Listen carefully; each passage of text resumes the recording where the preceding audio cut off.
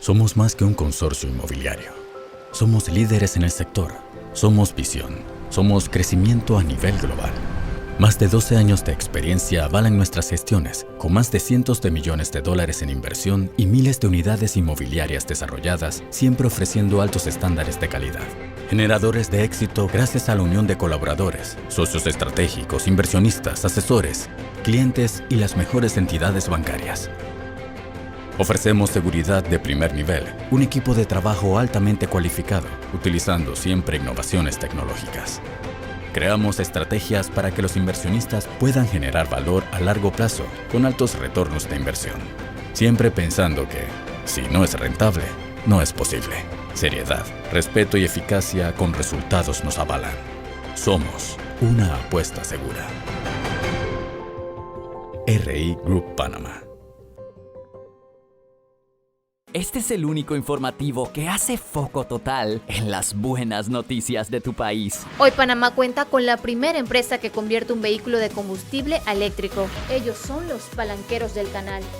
Cuenta la historia que este oficio tiene su origen desde la época colonial. No lo olvides, lo positivo de tu Panamá lo viste aquí en ¿Y qué hay de bueno? Con María Ángeles y César, de lunes a viernes a las 8:30 p.m. Por eso, RPC es tu casa. De lunes a viernes a las 7 p.m. llegan los profesionales a atender tus consultas. ¿De dónde me llamas? Desde Chiriquí. Ay, esos son paisanos míos. Dale, paisano, cuéntemelo todo. De Santiago, bienvenido aquí a Salud Primero. Ah, Raijá. De Guaré. Guarareña. Sigue llamando a la gente, manténganse allí. Dígame, ¿en qué le podemos ayudar? Desde Costa del Este y Santa María hasta donde usted quiera, la porqueriza, por allá. Hombre, hay que mover la pila porque puede ser un infarto. Corre y busca lápiz y papel, porque vas a apuntar muchos tips. Porque tú nos importas. Estamos aquí para resolver tus dudas. Por eso, RPC es tu casa.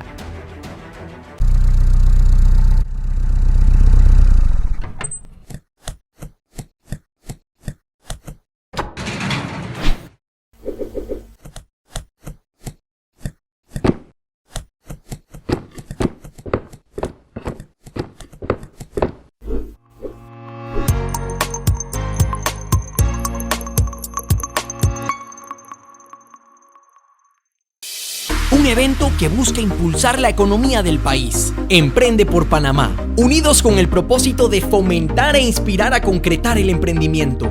11 encuentros virtuales totalmente gratis para compartir conocimientos y al finalizar tendrás la oportunidad de conseguir el capital para tu proyecto.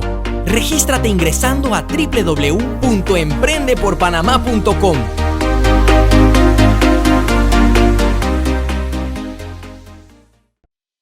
Este es el primer encuentro de formación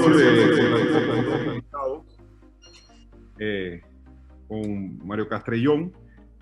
Y bueno, tenemos que darle las gracias a todos los patrocinadores que nos hacen posible este foro, estos encuentros con todos ustedes, los emprendedores, los que están interesados en poder emprender y desarrollar sus negocios. RI Group, RPC Radio, Telemetro Radio, Grupo Medcon y ¿Qué hay de nuevo?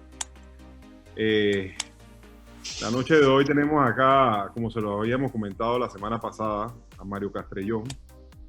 Voy a hacer una breve introducción de Mario, una biografía de su biografía. Mario Castrellón es jefe de cocina y creativo del grupo Maíto, que se compone por el restaurante Maíto, Tacos La Neta, Botánica, Bestis y Laoban. Siempre se ha movido fuera del molde en todas sus aventuras culinarias y esta valentía para ser diferente le ha valido un sitial importante en la gastronomía panameña. Su estandarte, el uso de ingredientes que si bien se reconocen como propios del país, no se han usado tradicionalmente en la cocina urbana. Su trabajo se extiende al café a través de sus 6 locales de Café Unido en Panamá y 2 en Washington, D.C., Estados Unidos, donde trabaja directamente con café y productores del país. Bienvenido, Mario. ¿Cómo estás? ¿Qué tal, Willy? ¿Todo bien? Gracias. Contento de estar por acá. Bueno, Mario. Bueno, hoy pues le damos la bienvenida a todos estos emprendedores que ya estamos, bueno, son más de 1,200 emprendedores que ingresaron al programa Emprende por Panamá. Y bueno, todos con un sueño de poder emprender en un negocio, todos con un sueño de poder desarrollar o mejorar los proyectos que ya tienen, todos con un sueño de que si tienen algún restaurante o tienen algún emprendimiento que tenga que ver con temas culinarios. Esta reunión está siendo grabada. Una mejor idea de cómo mejorar y cómo emprender esto, ¿no? Y creo que un invitado de calidad como tú, para que nos puedan hablar de todos estos temas, que de verdad les pueda ayudar a todos estos emprendedores, que ayuden no solamente en temas meramente culinarios, sino también entender cómo fue que empezó Mario Castrellón. ¿Qué nos puede contar? ¿Cómo nos puedes contar tu historia desde chiquito hasta tu sueño y hasta pudiste materializar todo este emporio culinario y de restaurantes que ya tienes el día de hoy, y conocer un poco la historia, ¿no? Yo creo que esas son las partes que de verdad todos estos emprendedores al final están buscando. Este es el segundo foro de 11 foros gratuitos que estamos llevando a cabo semana tras semana, y que al final la idea es que todos ellos puedan tener un plan de negocio, puedan presentar estos proyectos a un pool de inversionistas, y que a veces entonces ver cuáles son los proyectos que podamos poder desarrollar y que estos inversionistas van a poder capitalizar de alguna forma u otra. Entonces, sí, Mario, cuéntanos un poquito sobre tu experiencia, ¿no? Yo creo que para muchos va a ser muy interesante y va a servir mucho de cómo hacer y cómo lograr de que estos emprendimientos de una u otra forma lleguen a materializarse de la manera que lo lograste tú. Perfecto. Gracias primero que todo, Willy, de nuevo, y la verdad es que me parece brutal y me parece bien el programa y el incentivo de emprender y de Emprende por Panamá. Yo creo que estamos en una situación en la cual de una manera u otra tenemos que generar empleos. Creo que estamos en una etapa donde ha habido un shortage, ¿no? Se diría en inglés, un acortamiento de empleo. Han cerrado lastimosamente ciertas empresas, y sí es bien que estamos en una etapa en la cual hemos pasado por todo este desastre, o lo que queramos llamar, que hay que renovar, que hay que empezar, que no hay que mirar para atrás, sino simplemente hay que empezar a ver hacia adelante, ¿no? Y también creo que estamos en una etapa de la vida, o en un ciclo en la cual mucha gente de una manera u otra ya ha emprendido, ¿no? Yo creo que cuando empezó todo esto, el primer cierre, y empezó la pandemia, y mucha gente le fueron suspendiendo los contratos y se fueron quedando en casa, definitivamente no todo el mundo tenía de repente un sustento o una manera de cómo quedarse sin trabajo, y la gente buscó la manera de cómo generar un tipo de ingreso. Yo creo, Willy, que en el mundo de la gastronomía, de una manera u otra, fue donde más emprendedores de repente pudieron haber nacido, ¿no? O empezado, o gente de repente encontró una pasión, o definió, más que encontrar, definió una pasión y convertirla en una ruta nueva de vida, de ingreso económico y de estilo. Entonces sí me parece, de nuevo, agradecido, y me parece muy bien de repente poder hablar en el mundo gastronómico lo que significa emprender en él, porque no es algo La grabación se ha detenido. Esta fácil, reunión ¿no? está siendo grabada. Bueno, pues estuve durante la pandemia en estos momentos en que existía este delivery efervescente. No sé cuántos de los participantes de repente emprendieron en gastronomía y se han dado cuenta ahora que hay una pequeña apertura de cómo les ha afectado o no el tema del delivery, porque al fin del día, después de haber estado encerrado tanto tiempo, la gente también ha buscado salir a la calle y volver a disfrutar, y a volver a respirar un poco y vivir la experiencia en restaurantes y demás. Lo mío es un poco, a pesar de haber estudiado, yo tuve la oportunidad después de graduarme de secundaria, de ir a estudiar a San Pol de Mar en España. Esto es en Barcelona, un pueblito en el Maresme, una escuela de hostelería y turismo, San Paul de Mar, así se llama, donde tú podías hacer tu énfasis en chef, sommelier o maître, que son los que el sommelier es quien vende el vino, o un especialista en vino, el maître es quien dirige la sala, o en hostelería, que ya es más dedicado a hoteles, ¿no? Yo sí cogí la parte de chef, me dediqué a cocina. Por un momento me gustó mucho lo del vino, pero me vi con más oportunidades dentro de la cocina. Y bueno, pues pude aprender, pero dentro de eso hay algo empírico también, ¿no? Sí, es una realidad que yo aprendí a cocinar en casa. En mi casa se cocinaba todos los días en la barbacoa, no era un evento de fin de semana, era diario, ¿no? La proteína se cocinaba en la barbacoa y había esta cultura de que mis padres llegaban a la casa, prendían la barbacoa, a qué niño no le gusta jugar con fuego, y en toda esta rutina de prender la barbacoa, prender el fuego, era donde empezó como que mi pasión a cocinar, ¿no? A acompañar a mis padres y cocinar. Entonces mis nociones de cocina y de sabores y demás sí vinieron un poco empírico. Eso venía antes de los estudios, ¿no? Ya una vez que estudié, tuve la oportunidad, estuve 3 años en España, bello, aprendí bastante del negocio, aprendí mucho de puntos de quiebres, de business plans, de cómo manejar un negocio, asegurarte de ser sostenible, que fue una parte muy importante, lo que yo me llevo en verdad realmente de esos estudios, y llego a Panamá. Cuando llego a Panamá, vengo a un Panamá 2003, si no me equivoco, 2004, un Panamá que todavía en el ámbito gastronómico no estaba tan posicionado o definido. Era una época en la cual todavía la definición de un restaurante de mantel blanco, un restaurante de donde salir, era un restaurante de repente español, o un restaurante italiano, o un restaurante francés, que era muy común en la época en toda Latinoamérica, no solamente en Panamá.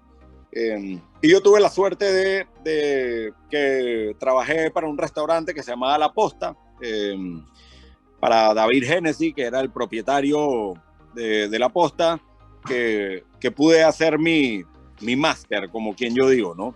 Entonces a mí me gusta siempre mencionar esto a todos los nuevos emprendedores, porque sí hubo esta etapa de aprendizaje, de trabajar para alguien. A mí me parece que esto es una palabra de repente que en el nuevo mundo de emprender se ha perdido un poco. Yo creo que estamos motivando mucho a emprender, y de repente a veces se confunde un poco la parte de emprender como con simplemente ser tu propio jefe, o como yo no voy a trabajar para nadie porque yo puedo emprender y hacer mi propio negocio.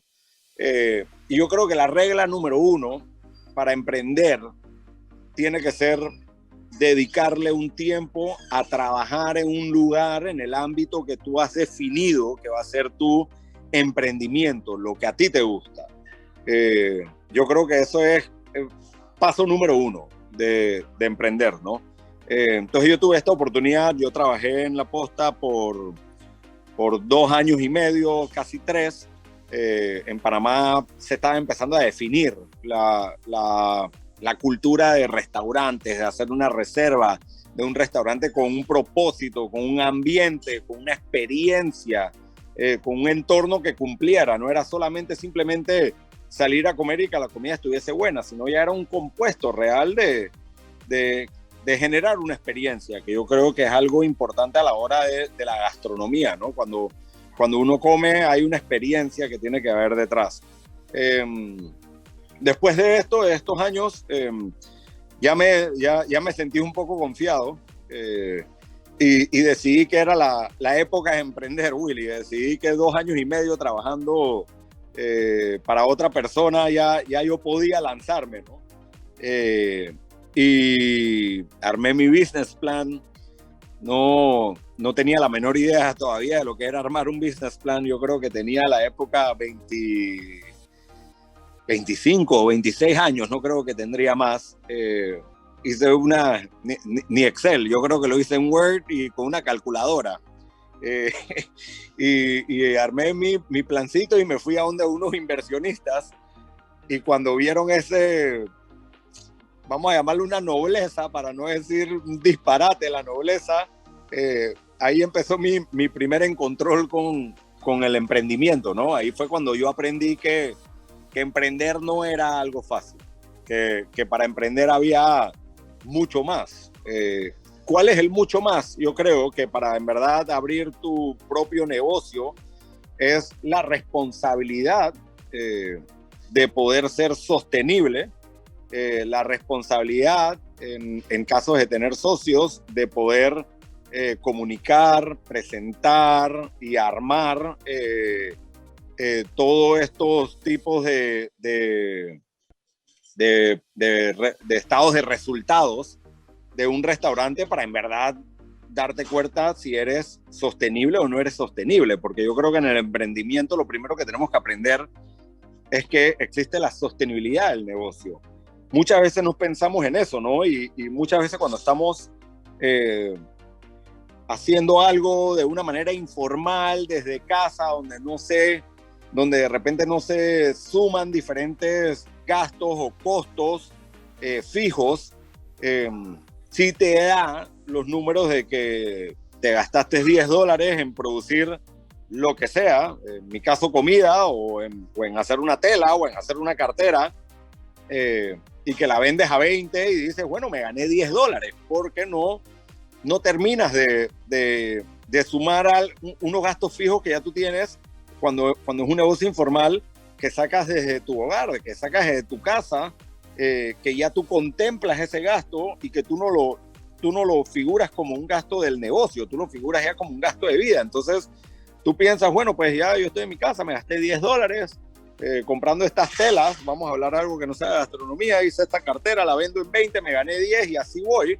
Y sí es una realidad que vas viendo generando unas ganancias, una sostenibilidad, incluso creando unos ahorros, y llegas al momento de pensar que estás emprendiendo, pues que puedes tener tu primer negocio. Entonces, yo cuando presenté mi primer business plan, yo no estaba en esa etapa porque no había emprendido. Yo estaba saliendo de un restaurante que había tenido mucho éxito, donde con mucha suerte el nombre como tal, Mario Castrellón, se había logrado posicionar o crear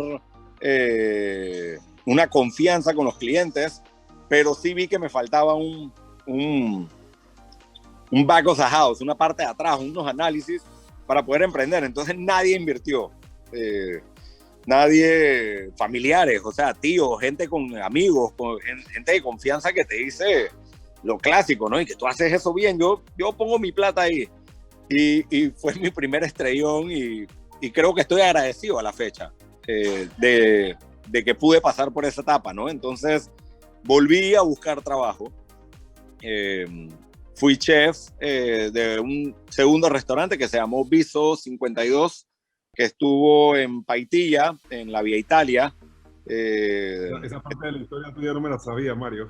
No, puti, eso fue épico. Lloré, hubieron lágrimas, todo lo que yo pensaba que yo estaba listo para emprender. Entonces, a mí me gusta echar esta historia porque yo creo que todos los emprendedores llegan a una etapa que están listos para emprender, que dicen, esto es lo mío. Ya me dijo mi tía, mi abuela, mi amigo, me han comprado, llevo ahorita en pandemia, o sea, si nos vamos a corto plazo, ahorita en pandemia, mucha gente ha logrado desde su casa informalmente generar unos ingresos interesantes, y han logrado en verdad poder tomar la decisión y decir, ¿para qué voy a volver yo a trabajar a donde sea que trabajaba, si yo vendiendo lasaña me gano lo mismo o más de donde yo estaba trabajando y antes se dedicaba a lo que fuese, y estoy en mi casa? No le tengo que responder a nadie. Entonces se les olvida esta parte, y a mí esta parte me parece muy bonita, ¿no? La parte de que en verdad hay un montón de cosas atrás. Entonces agarro, trabajo en Viso, me va súper bien de nuevo, gracias a Dios, como nombre, como Mario Castrellón, vuelve a ser un restaurante exitoso. El restaurante se llenó increíble, la comida era muy buena, fue un restaurante donde realmente yo era parte de la toma de decisión, que en el primer restaurante que tuve en La Posta, yo era creativo, se respetaban mis ideas, mis decisiones, pero realmente sí había alguien que terminaba de ejecutar y decir esto va o no va. En Viso sí era un poco como que, bueno, si Mario dice, puede ser porque viene con la experiencia. Por otro lado, sí decían que este pelado está muy joven todavía y de repente no hacían ciertas cosas, pero el restaurante fue exitoso todo el tiempo hasta que vino la construcción de la cinta costera 1. Y nunca se me va a olvidar, el día que salió en todos los noticieros de Panamá, cierran la avenida Balboa, porque esa fue la noticia, cierran la avenida Balboa, no dijeron vamos a dar una vía, puedes pasar o no puedes pasar, sino que cierran. Al día siguiente simplemente fue un vacío completo de un restaurante que el día anterior estuvo completamente lleno. Luego, cuando se dieron cuenta que la gente podía llegar o no, sí es una realidad que la calle estaba bastante obstruida y destruida y de repente la gente, simplemente por la incomodidad, pararon de ir poco a poco y no fue necesariamente por mal manejo del negocio ni porque la experiencia era mala o no, sino que pasó una situación país que frenó un poco el negocio. Entonces, ahí fue cuando realmente yo aprendí. Ya yo tenía los 2 años, 3 años que trabajé en La Posta, tuve casi 2 años en Viso, son 5 años que estuve trabajando bajo una estructura o una plataforma de otras personas, donde tuve la libertad de ser líder, de tomar decisiones, de ser el jefe de cocina y donde realmente gané la experiencia, ¿no? Entonces, en este punto que ya estaba así más o menos, sí me atreví de nuevo a tocar puertas. Ya tenía un Excel que había sacado de internet también, no lo hice yo, no soy el mejor en Excel, pero tenía una manera de presentar un business plan y una idea de presentar un business plan y poder hablar de él. Y salí con mis papelitos y mi business plan y tuve la suerte de encontrarme con de mis mejores amigos, aliados y socios a la fecha de hoy, que había creído en mí desde La Posta. Y le presenté y le dije, hey, vamos a tratar de hacer un restaurante más panameño, más gastronomía panameña, más rescatar el orgullo local, utilizar el producto panameño, que era algo que en su momento era un diferenciador increíble. O sea, en Panamá realmente existía, que existe todavía, el trapiche, no sé si Tinajitas existe todavía o no, Nicos Café es panameño netamente también. ¿Cómo se llamaba el de que queda en el Cojue, que vendía pescado? ¿Cómo es el que queda? Mi Ranchito. Mi Ranchito. Ajá. Y pocos más. No había un lugar donde realmente tú podías... Y hago una pausa. Mario es fanático de Donde Iván, de Chef Casim, o sea, todos estos restaurantes de comida frantillana, de la Tapa del Coco. O sea, él es fanático de la comida autóctona panameña. Con todo y que él es un chef, él admira mucho a estos chefs que también son emprendedores y que han empezado con su comida autóctona panameña, y él apuesta mucho a ayudarlos y es muy amigo de toda esa gente porque eso es lo que le gusta a él. 100%. Y ahora que mencionas eso, Willy, un poco de eso viene también, que va bien con el tema de emprendimiento hoy en día. Cuando tuve la oportunidad de conseguir los inversionistas para abrir Maíto, era yo contra el mundo. Yo tenía socios, gente dispuesta a poner un capital. Gracias a Dios en esos tiempos era un Panamá que todavía era bastante pagable y económico. Fuimos a buscar un préstamo, pero luego vino la parte de permisología. A la gente se le olvida un poco eso a la hora de emprender, que para tú emprender y convertirte en un negocio formal, tú tienes que formalizar ciertas cosas. Entonces, cuando vino la época de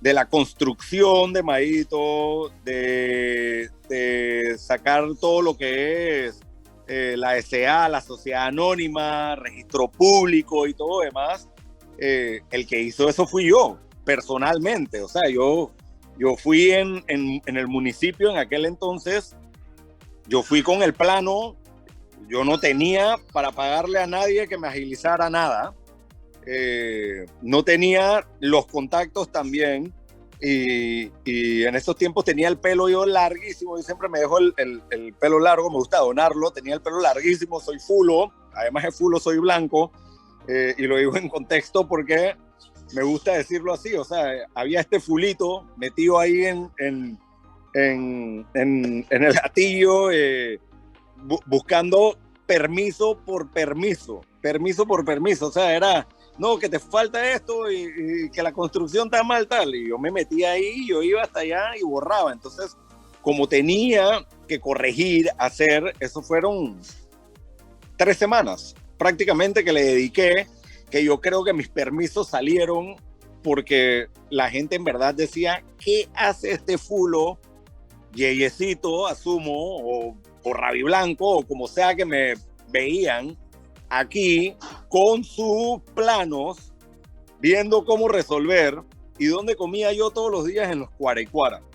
Entonces ahí fue donde en verdad me empezó, como que empecé a entender. Yo antes de hacer esto, yo decía, voy a hacer gastronomía panameña, voy a reinventar el sancocho. Sí, yo toda la vida he comido en diferentes puestos, o sea, en la comida popular. Eso es algo que a mí me inculcaron mis padres de toda la vida. O sea, yo recuerdo como si fuese ayer, mis sábados eran en Centollos Place de Río Abajo, todos los sábados religiosos. Yo creo que éramos los únicos no del área comiendo en Centollos Place, mi familia, y luego los domingos en el Unfun, que en esa época todavía la comida china y el dim sum no era algo tan aclamado, cuando yo tenía 5, 6, 7, 8, 9 años. Entonces yo siempre he tenido como que este afán de la comida popular y de la comida asiática, o de la comida cantonesa, mejor dicha. Y mientras sacaba todos mis permisos, yo me la pasaba en los Cuara. Y ahí yo sentí que ya no eran Cuara, era como peso y peso. En esa época yo sentí en verdad la verdadera conexión con la gastronomía panameña y el verdadero apoyo que necesita todavía, o la falta de conocimiento que tenemos todos los panameños realmente, de una manera u otra, de ser orgullosos de esos puestos de comida que son nuestra identidad. Ahí está nuestra ADN de la gastronomía, están en los puestos populares. Entonces, ya poco a poco, con Mayito andando, sí, siempre ha sido parte de la ruta identificar la gastronomía de Mayito, la gastronomía panameña con la comida popular, ¿no? Que ahí es donde entran la vereda antillana, los Cuara y cualquier fonda que podamos encontrar, ¿no? Entonces, durante todo este proceso, en verdad, de emprender, de sacar todos los permisos y pasar todas esas tareas, que es complicada, yo creo que la tienen que hacer importantísima cada persona que va a abrir un negocio, porque eso te va a ayudar a valorar lo difícil que es emprender y abrir un negocio, cuando tú tienes que pasar 3 semanas, 1 mes, 2 meses, dedicándote a entender que abrir un negocio y formalizarte conlleva a ser parte del grit, ¿no? Que eso es lo que tú quieres cuando emprendes. O sea, tú tienes que aportar tanto a la ciudadanía como al Estado y todo lo demás. Entonces es un pedazo del aprendizaje que cuando uno está informal en su casa decidiendo emprender no entiende, y después eso es otro encontrón, porque trabajar con todas las obligaciones que hay que pagar también es algo que hay que poner en ese business plan y en ese budget para poder proyectarte donde tienes que llegar, ¿no? Ya todo eso, abrimos Mayito, gracias a Dios y a mucho trabajo y una definición, logramos encaminarnos y empezar esta ruta que todavía no tiene fin y que todavía intentamos definir y que todavía tratamos de explicar, ¿no? Con Mayito abrimos. Dicho eso, Mario, tu conocimiento de cómo hacer un business plan tenía 0, entonces. 0 bolero, nada. Era una burla. Claro, todo eso fue parte de la experiencia en su momento cuando arrancaste, entonces. Ya hoy sí, cada cosa la haces milimétricamente analizada, ya y aún así nos equivocábamos con la apertura de todos los restaurantes. La verdad es que hoy en día sí somos, como mencionaste antes, somos 7 marcas y varias tiendas, y cada vez que abrimos una es una experiencia nueva, Willy. No importa cuánto lo pongas en papel, siempre va a haber una curva, ¿no? Y sí podemos definir, ¿no?, la ruta y qué queremos hacer, pero no es acertada. O sea, uno tiene que lograr también a la hora de emprender ajustarse. Otra cosa que me gusta decir mucho, lo importante o una de las partes más cruciales del emprendimiento es aceptar que lo que tú haces no es lo mejor y que lo que tú estás haciendo de repente no es la manera correcta. Siempre tienes que escuchar a tu cliente, siempre tienes que escuchar la crítica, siempre tienes que escuchar los consejos, porque es la única manera que realmente te vas a dar cuenta por dónde vas y cómo corriges, ¿no? Entonces, por eso siempre lo ponemos en papel, en business plan, tenemos una estructura, sabemos cómo hacerlo, pero al fin del día tenemos que ajustarnos a los tiempos, a lo que está pasando, a lo que la clientela quiere y poder adaptarse, ¿no? Ya, Mario. Y sobre los otros, digamos, los otros emprendimientos que fuiste haciendo, o sea, ya esto fue un tema poco a poco, sin acelerarte. Mucha gente a veces dice que, bueno, quiero hacer muchos negocios, tengo 3, 4 ideas, tengo varios emprendimientos, o sea, ¿cómo uno focaliza? Porque yo creo que en algún momento contigo yo hablaba de que, bueno, Mario, mira, tal cosa, tú decís que con calma, enfoquémonos en uno, no abrir tantos frentes, porque al final del camino esos son temas que hoy ya tienes 7 marcas, tienes cualquier cantidad de restaurantes y tiendas por todos lados en Panamá, de Boquete hasta toda la capital y demás, pero también tienes en Estados Unidos. Pero ¿cómo hace uno ya una vez emprendiendo los negocios para poder uno enfocarse? Yo también ayer, en la semana pasada en el Zoom, en el foro, le comentaba a la gente que debe focalizarse, empezando más que todo, enfocarse en un negocio y sacarlo adelante. Ningún negocio es exitoso al día siguiente. Yo creo que esa experiencia de cuando abriste Majito, yo debo suponer que tuviste tu tropiezo y arrancar no fue tan sencillo, pero cosechar el éxito en el tiempo tiene también que entender uno cómo debe escalar las cosas, ¿no? Sí, definitivamente cuando empezó Majito fue o sea, una tormenta, ¿no? Y mucho aprendizaje. Y sí es una realidad que hay que enfocarse, ¿no? Uno tiene que estar claro la dirección. Nosotros, cuando fuimos a abrir el segundo restaurante del grupo, que se llamó Humo, hoy en día existe la Casa Humo, pero no existe el concepto Humo, estábamos muy confiados, obviamente, porque pasa, ¿no? Como comentas, mucha gente dice que no, yo tengo estas ideas, tengo 3 ideas, 4 ideas, y quieren hacerlas todas a la vez. Entonces, sí es importante enfocarte en uno, ganar la experiencia, y luego de ganar la experiencia, realmente darte cuenta dónde está el foco y la clientela, y asegurarte de repente que todos somos genios, yo creo. O sea, todos tenemos una muy buena idea, y yo creo que hay 2 rutas. Hay la ruta del que tuvo la muy buena idea y no supo ejecutarla, y entonces pasa algo mal en el camino. O luego está el que tuvo una buena idea que está muy avanzado en el tiempo.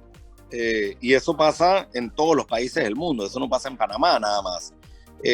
Y eso es algo que no te das cuenta, porque tú con el éxito y todo el mundo diciéndote lo que tú tocas es oro, lo que tú haces está bien, ya la gente confía en ti, la gente confía en tu nombre, se te van a acercar muchas personas que van a querer, yo invierto, yo pongo la plata, qué ideas nuevas tienes, y se la dicen esto es buenísimo, y entonces tú te vas un poco como que montando en tu propio tren y te vas creyendo tu propia historia sin realmente enfocarte si hay un público preparado para, o si en verdad puedes manejar más de un negocio a la vez.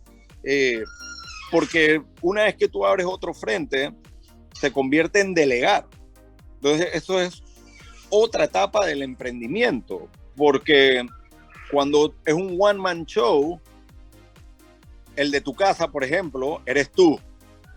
decides emprender, contrata gente. Entonces ya tú luego tienes que entender si en verdad tú eres un buen líder que puedes liderar y llevar a un equipo. Eso no es fácil, es muy complicado. Y luego, a la hora de que abres otro frente, tienes que decidir en cuál vas a estar y en cuál no vas a estar, a cuál le vas a dedicar tiempo, a cuál no le vas a dedicar tiempo, cómo le vas a dedicar tiempo a cada uno de ellos. Entonces, eso pasó en el segundo restaurante, fue hermoso, divino, sí pasó el efecto de la confianza, un restaurante totalmente lleno, un restaurante que devolvió su inversión inmediatamente prácticamente, o sea, porque había una efervescencia, pero luego sí hubo ese pedazo crucial de definir quién atiende qué, cómo lo haces, cómo lideras, cómo mandas. Entonces, eso fue un restaurante que a mí me enseñó muchísimo de cómo delegar, enseñar, confiar, porque el tema de delegar es confiar en la otra persona. Al principio lo quieres hacer todo tú y no confías en otra persona. Entonces, hasta que tú no logras en verdad hacer ese pasito, es muy difícil poder abrir más de un frente. O sea, no lo aconsejaría. Eso es algo que hay que intentar practicar antes de hacerlo uno solo, ¿no? Sí. ¿Y qué consejo le darías, Mario, antes de entrar en preguntas y respuestas acá de varias preguntas que han puesto? O sea, ¿qué consejo le darías a las personas? No, ni siquiera te lo voy a poner en el sentido de emprendimiento en general, sino en emprendimiento de restaurantes, pues, sino culinario, sino en general. O sea, ¿cuál tú crees que sería el consejo de un emprendedor ya que ha tenido golpes, algún tipo de fracaso, que todos esos fracasos son experiencia de vida? Yo nunca veo nada, o sea, todo lo que a uno le pueda pasar en ese tipo son experiencias que uno aprende para no volver a repetir o por lo menos mejorar para que no le vuelva a pasar. O sea, ¿cuáles son los consejos básicos que para todos estos emprendedores que están buscando estas ideas? Estoy seguro que muchos de los de aquí hay varias preguntas que tienen que ver directamente con temas culinarios, porque yo te digo, yo a título personal en Don Bosco, que es el corregimiento mío, yo he comprado picantes. Hay una cantidad de emprendedores que han salido con ideas de picante, de hacer picante, de hacer mucha repostería, pero al final en general, como tú mismo decías a un principio, hay gente que también ha hecho bisutería o tema de artesanía, o sea, pero ¿cuál es el mensaje básico que tú le dirías a una persona que quiere emprender y que al final es esto, ¿no? ¿Qué es lo que tú crees que tú repetirías nuevamente? A mí me gusta utilizar la palabra experiencia, Willy. Yo creo que hay un dicho, ¿no? No sé si es panameño netamente o qué, pero experiencia mata tiempo, ¿no? Tú tienes que asegurarte de que tú tienes experiencia en lo que tú quieres emprender. Entonces, en la rama que sea, vamos a hablar gastronomía.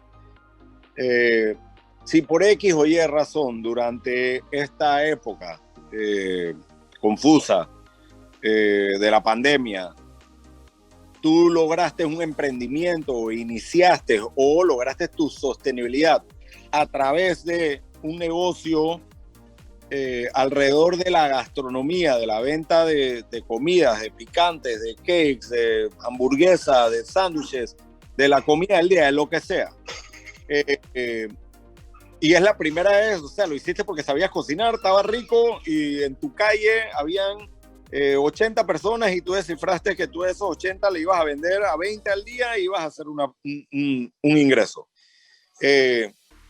Ahora estás ahí y ves las plataformas de delivery y alguien se te acerca y te dice métete en esta plataforma y la plataforma misma te dice yo invierto en esta cocina fantasma para que abras tu negocio y seas formal. Lo primero que tienes que preguntarte realmente es, ¿tienes la experiencia? ¿Cuánto tiempo es experiencia? A mí me gusta mucho definir esto, Willy, con el tema escolar. Tú haces la primaria, tú haces la secundaria y tú lo más probable, aunque hayas ido a una escuela pública, pagaste por ir a la escuela. Algo.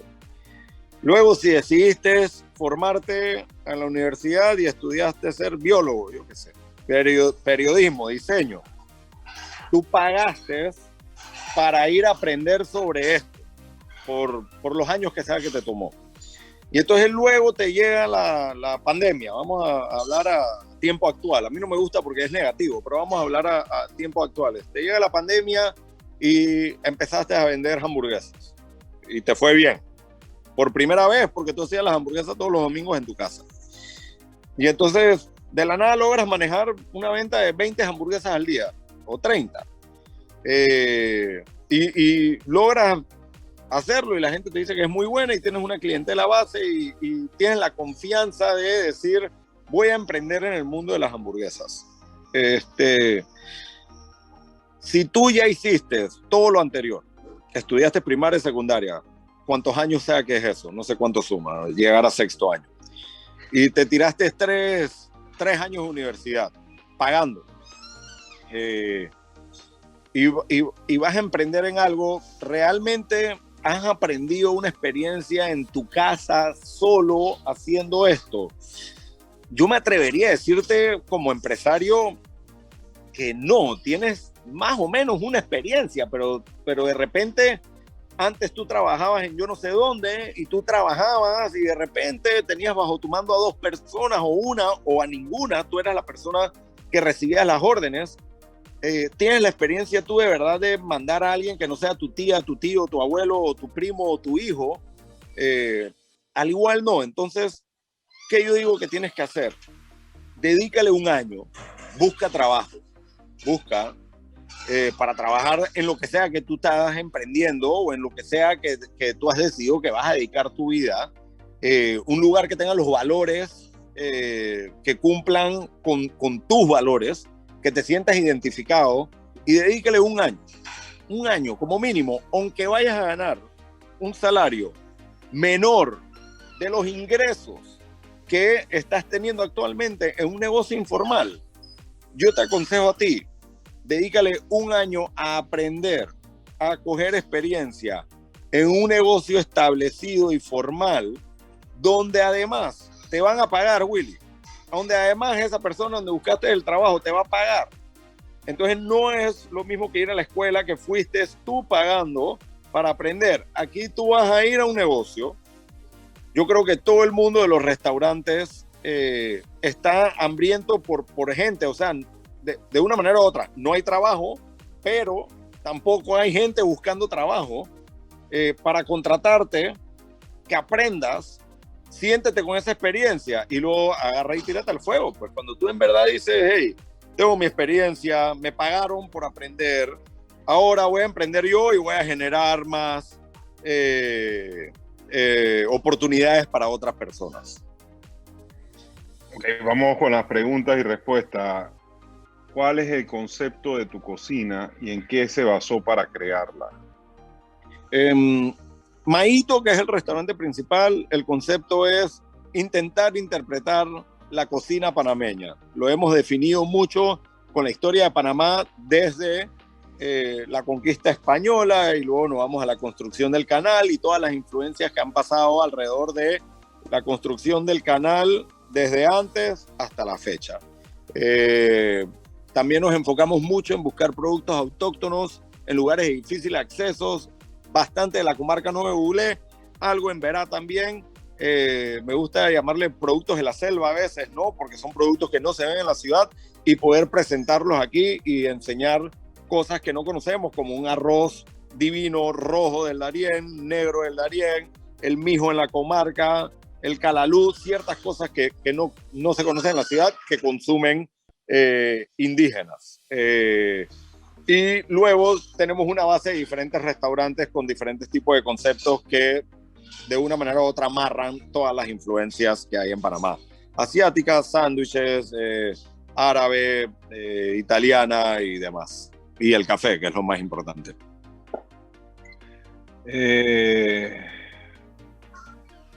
Me gustaría, bueno, aquí pregunta sobre el tema de los emprendimientos, un negocio legal, con el proceso para hacer un emprendimiento. Eso hay un foro que creo, no estoy claro si es el sexto o el séptimo, que van a hablar exactamente sobre el tema de la forma de cómo hacer el tema de las sociedades, cómo formalizar el negocio, el tema de los pymes, si lo van a hacer como persona natural o lo van a hacer como persona jurídica. Eso va a haber un foro solamente para eso. Uno de los problemas que encuentras al emprender es pricing del producto, es el precio del producto. ¿Cuáles son tus experiencias y recomendaciones en este tema, en el área de restaurante y panadería, por ejemplo? El precio de los productos. Sí, hay millones de fórmulas. Si lo buscas en Google, te vas a encontrar millones de tablas, pero te voy a dar una regla de 3. Panadería, mencionamos panadería. Compras una libra de harina, le vas a agregar agua, que prácticamente es gratis, sal, levadura, que te costará lo que cueste, lo que sea que use tu fórmula. Puede llevar azúcar, mantequilla y huevos, ciertas cosas. Entonces, tú agarras y compra lo justo como mínimo, o asegúrate saber cuál es el costo de cada una de ellas de los ingredientes. Lo sumas, vamos a decir que la masa que haces te cuesta $5 y que de esos $5 te salen 20 bollitos de pan. Entonces tú divides 5 entre 20 y ya tienes el costo del bollito. La regla de 3 dice que lo multipliques por 3. Esa es la regla de 3. Tú agarras, si ese bollito te costó 50 centavos, como mínimo lo deberías vender en 1.50. Si lo vendes en $1, estás en aguas turbias. Si lo vendes en 1.20, vas escapándote un poquito. Si lo vendes en 1.50, asegúrate que la matemática te da, y si tú manejas bien tu plata, deberías de poder volver a reinvertir y seguir produciendo y generando. Ahí yo les hago una acotación sobre lo que decía Mario. Es que la realidad es que, y es de pronto por el tema de la venta desde las casas, ¿no? Ahora mismo mucha gente emprendió, y lo que tú decías, Mario, yo me cuesta $10 y lo vendo en 20 y me estoy ganando $10, sí. Pero cuando tú quieres formalizar el negocio, legalizarlo, ponerte en un local, un kiosco, pagando alquiler, pagando luz, agua, teléfono, y todavía manteniendo, digamos, una panadería de barrio, lo que sea, ahí ya tienes que meterle los costos adicionales. Y por eso que Mario habla de la regla de 3. Multiplícalo por 3 y automáticamente te va a dar el costo, tu costo, y más lo que te va, más la utilidad tuya. Seguramente entre costos y gastos, que yo siempre llamo hay dos rubros. El costo es lo que te cuesta la materia prima, y el gasto son todos los demás gastos que van ahí: recursos humanos, luz, agua, teléfono, internet, local, que esos son los gastos que aquí preguntan algo que yo creo que es interesante para ti, y hago una salvedad.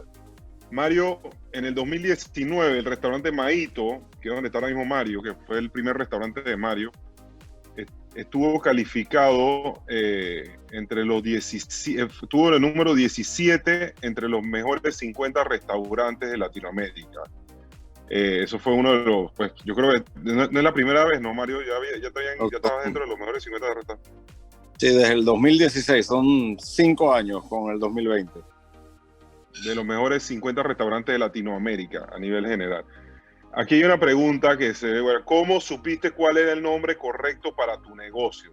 Que realmente se convirtiera en una marca que llamara la atención. O sea, ¿cómo tú sacas los nombres de la Tacolaneta, de Maito, de Café Unido? O sea, ¿de dónde sacas esas ideas? Porque yo sé que la gran mayoría de esas ideas son tuyas. Sí, es un proceso creativo largo. Por ejemplo, en Maito hay una historia. Primero se iba a llamar Con Colón, porque queríamos que fuese netamente panameño y estábamos buscando un producto que identificara Panamá. Gracias a todas las energías del mundo, ya lo tenía registrado un colega, chef, cocinero también, que se llama Manolo Caracol, y me mandó una carta como en plan: no lo uses porque es mío o te demando. Y le llamamos Maito. Maito es el sobrenombre de mi papá. Y eso se le ocurrió al padre de uno de mis socios, que dijo, después de toda esta tragedia, que por qué no le poníamos Maito, el sobrenombre de mi papá. Entonces nos pareció correcto, uno, por el valor sentimental, que es el sobrenombre del padre del chef. Pero luego lo otro es que realmente no tenía un significado real. Si el restaurante se hubiese llamado Con Colón en su entonces, yo hubiese estado amarrado al Concolón. O sea, yo tendría que tener un plato insignia estrella de Concolón sí o sí, porque si no, no hiciese sentido.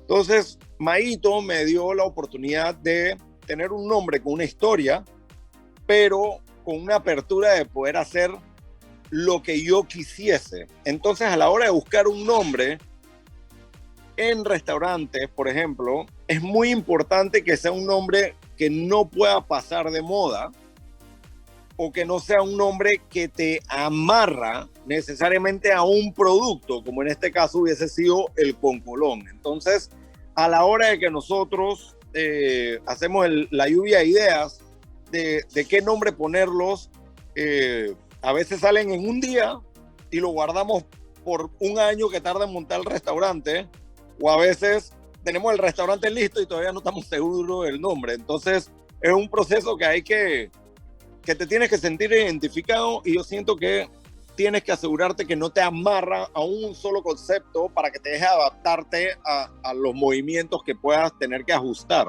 durante el proceso de apertura. Mira, tengo dos preguntas. Vamos a tratar de ser más, breve esta respuesta para ver, Mario. ¿Alguna vez tú vendiste productos? O sea, ¿alguna vez tú te tiraste de emprendimiento, en tu emprendimiento, en tu cosa, tú dices que sabes que voy a sacar un producto de Mario, una salsa, un picante, no sé, algo tuyo, una galleta, qué sé yo? Algo de eso durante tu juventud, no sé, en algún momento de tu vida, y después de eso, no sé.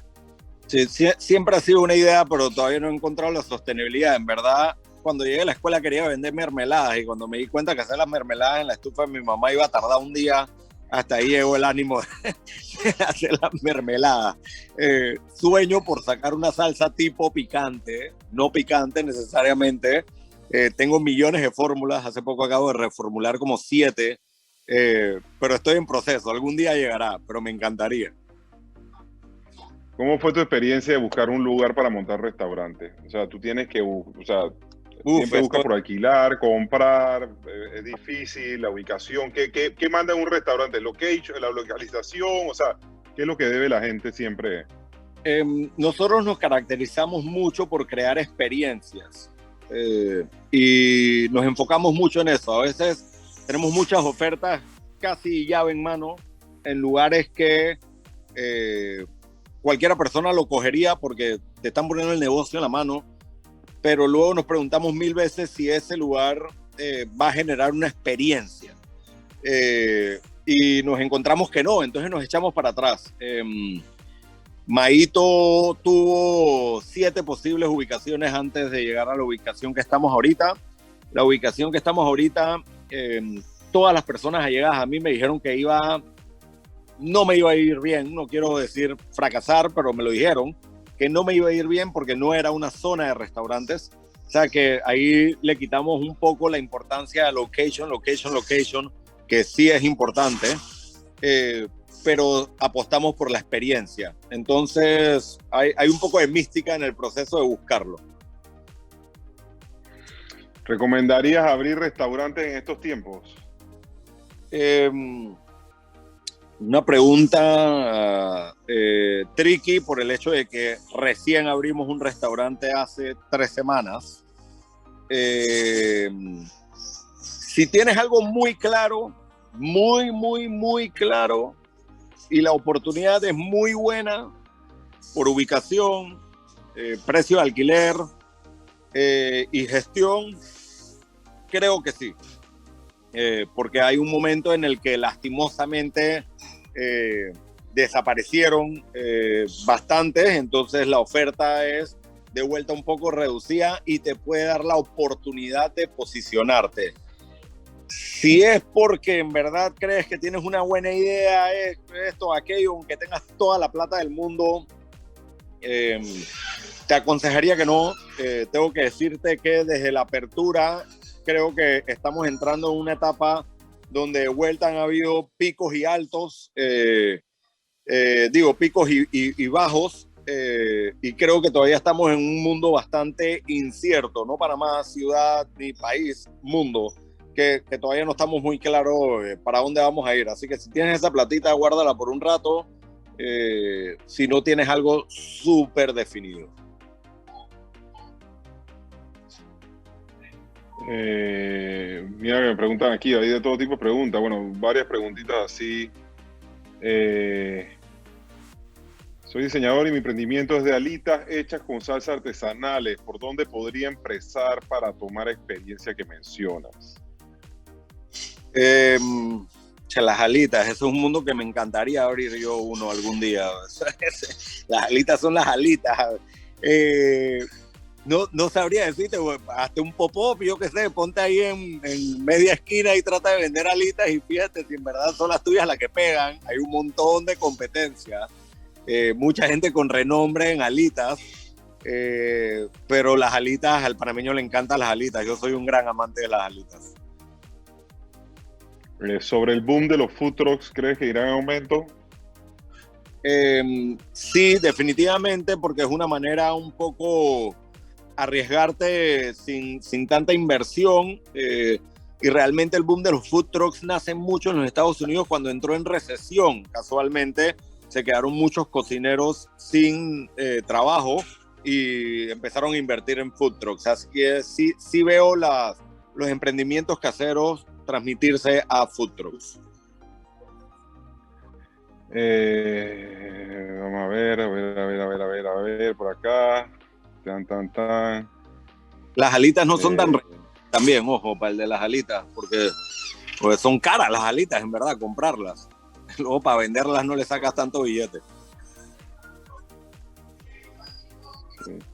¿Cómo focalizar una idea de emprendimiento? ¿Qué consejo pudieras darnos?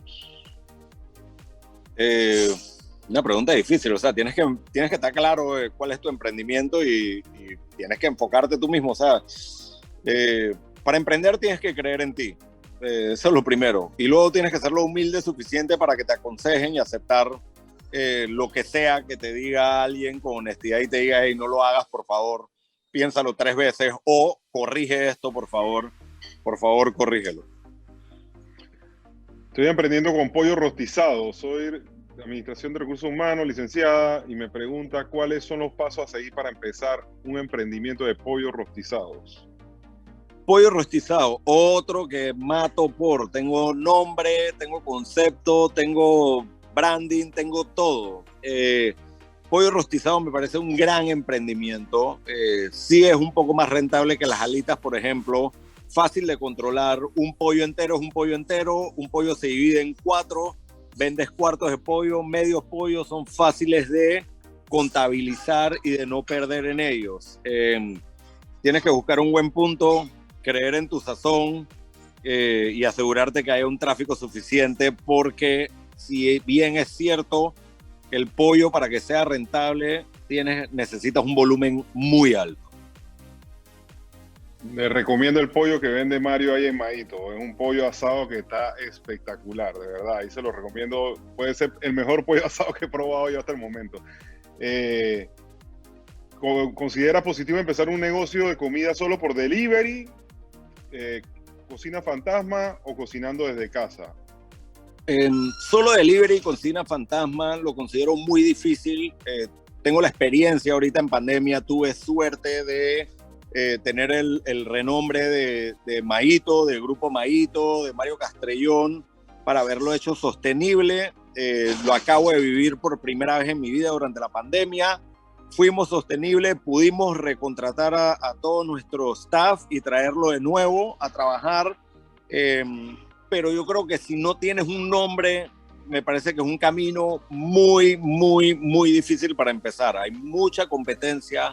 Hay mucha gente con cocina fantasma y creo que la confianza del consumidor y del cliente empieza por un lugar donde lo pudo palpar, tocar, ver, saber de dónde viene, de cómo sale esa comida, la higiene del lugar, para luego crear esa fidelidad y comprarte. Entonces, sí se puede, pero cuesta. Hay que meterle mucho, me imagino que al marketing y a la publicidad. ¿Qué tan efectivo sería el negocio de café? Eso lo digo. ¿Qué tan efectivo es el negocio de café? ¿Y qué opina del negocio de heladería y Gelarti en Panamá? Café, la verdad es que muy bien. O sea, soy un gran fanático del café, amante del café, productor, primera generación en pañales de café.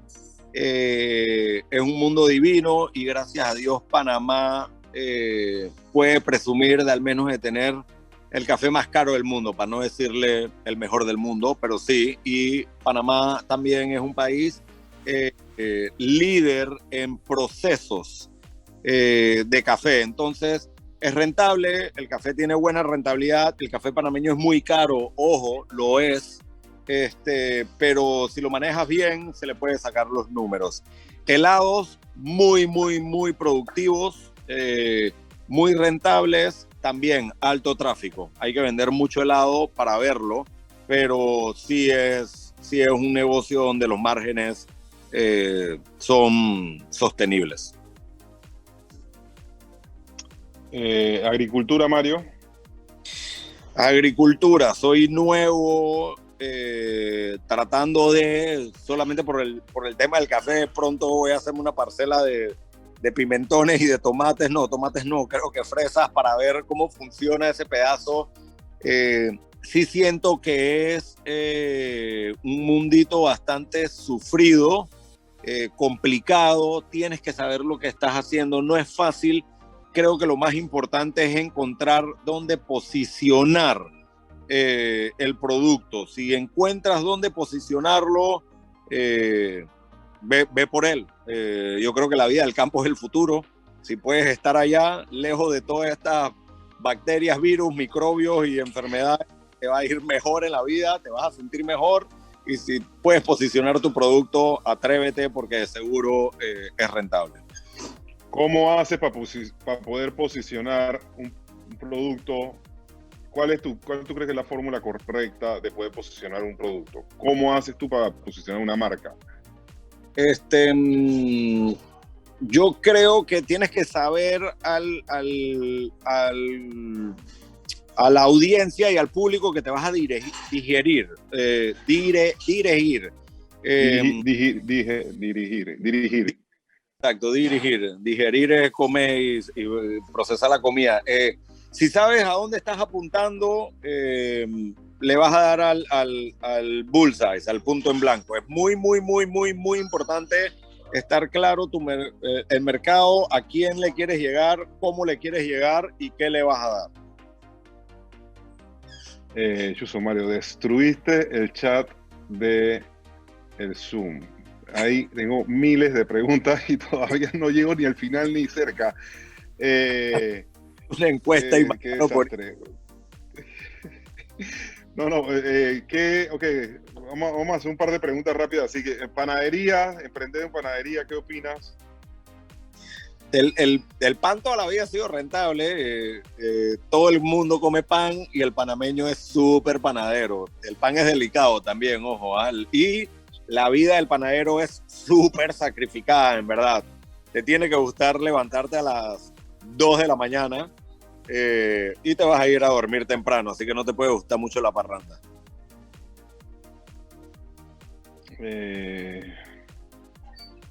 A lo que se refiere a innovación y creatividad, ¿qué recomiendan en estos tiempos aparte de redes sociales? ¿En qué más se debería innovar? Son dos palabras similares, complicadas y difíciles de interpretar. Innovación es hacer algo fuera del molde, diferente, que no hace nadie, no es copiar. Creatividad va por el mismo lugar, no es copiar ni hacer diferente lo que ya hace alguien, es simplemente salirte del molde y hacer algo propio. Sí es una realidad que si tú logras juntar la creatividad y la innovación en el producto que te estás enfocando, te vas a diferenciar de los demás y entonces lograrás sobresalir de las diferentes ofertas. Ok, déjame ver. Tengo un negocio de postre y más hacerlo sostenible, ya que hay mucha competencia. Bueno, ya esta va a ser la última pregunta que le voy a hacer a Mario. Dos preguntas, porque esta también se ve buena la última aquí. ¿Cómo llevar un producto a escala de producción? Si es Esta es mi nueva, no la voy a elaborar tanto porque no tengo tanta respuesta, pero esta es mi nueva meta. Yo quiero poder empezar a producir productos escalables, porque esa es la realidad de que vas a poder crecer. Tienes que encontrar, en caso de recetas, una receta que puedas repetir una y otra vez, con la misma consistencia y con los mismos sabores, y que tengas el espacio de productividad de ella. Tienes que pensar mucho en eso, porque a veces ciertos ingredientes varían y hacen que sea diferente el producto y se te hace muy complicado escalar por falta de consistencia. Y lo último, Mario, aquí dice, mire, ¿qué cosa? No, ahí vi una pregunta que si el sushi es un producto escalable. Realmente no lo es. Mario, aquí hay una pregunta que también allá arriba le hicieron. ¿Qué opina? ¿Dónde está? Mi negocio es de postres y más. ¿Cómo hacerlo o tenerlo sostenible? Ya que hay mucha competencia. Pero te volteo la pregunta y para ampliarla un poco más. Mucha gente tiene ideas de montar restaurante, cafetería o una venta de camisa o un taller o una venta de reparación de algo. ¿Cómo uno dice? Hay mucha competencia, o sea, tú montaste restaurante, montaste cafetería, está Starbucks, está la otra, y tu negocio ha sido exitoso, que tanto que tú le has ido a meter al patio a Starbucks en Estados Unidos cuando Starbucks está viniéndose para Panamá. Entonces, ¿cómo uno hace para poder meterse en los negocios y saber que uno va, aunque haya 20 restaurantes? O sea, ¿cuál es la clave en ese sentido de poder meterse uno en estos negocios y saber que le va a ir bien, o por lo menos minimizar ese tipo de riesgo? En el caso de Starbucks y del café, que va igual a todos los otros negocios, la pastelería, la ropa o todo lo que te da la gana, tienes que saber que tú tienes algo único. Entonces tú tienes que ser lo suficientemente autocrítico para aceptar si lo que tú tienes es realmente único o es algo que le gusta a las diferentes personas o a tus allegados que te dicen el tuyo es el mejor. Son dos cosas totalmente diferentes, y ahí entra un poco lo de creatividad e innovación en cuanto a panadería y pastelería, que por ahí viene la pregunta. O sea, hay en Nueva York esta pastelería que hace el Cronut, que es un donut vestido de croissant, o un croissant vestido de donut. La verdad es que no sé cómo es, pero la realidad es que registró un nombre, Cronut, lo convirtió en único, y el tipo hizo una tendencia que realmente terminó copiando, puedo decir, o haciendo igual un montón de gente.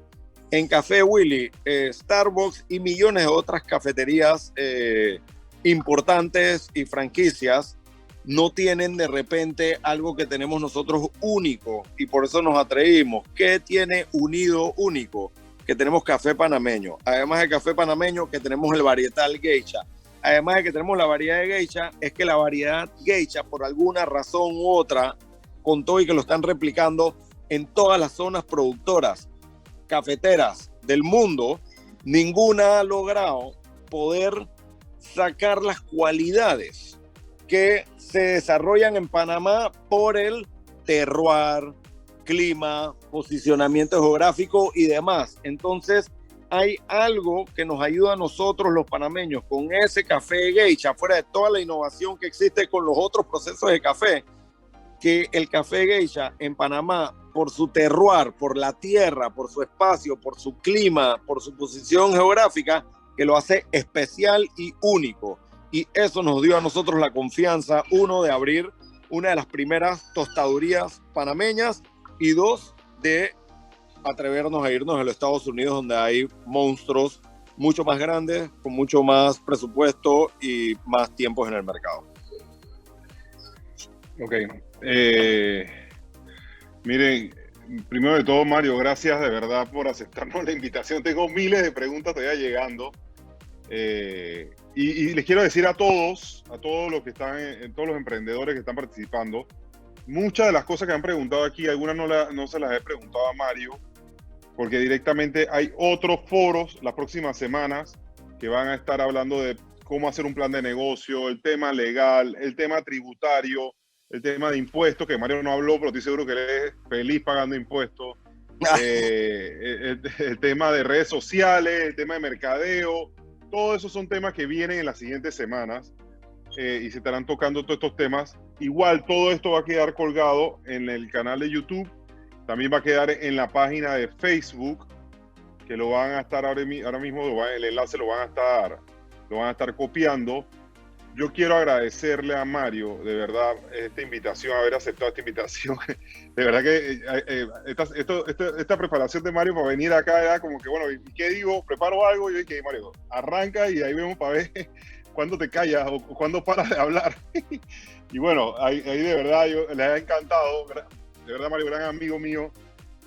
Sabía que no iba a fallar y también los invito a todos a que nos sigan en las redes, en nuestras redes sociales, que salen aquí en la pantalla, y si pueden se toman un selfie, nos taguean Emprende por Panamá y toman a la pantalla.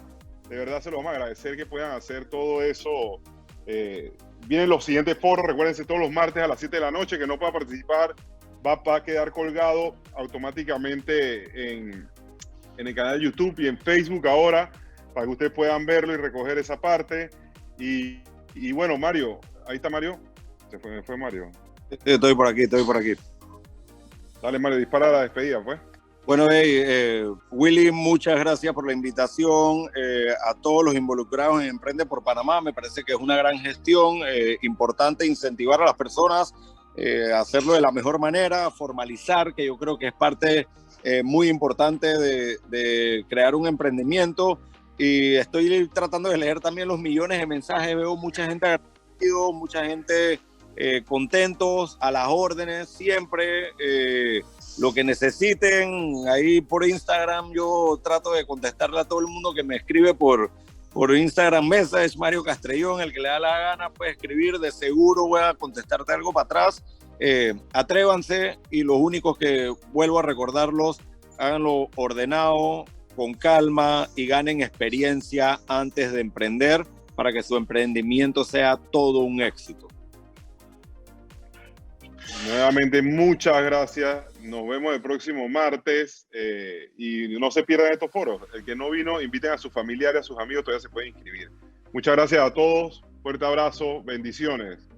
Divino, amén. Chévere. Hasta luego, Mario. Gracias.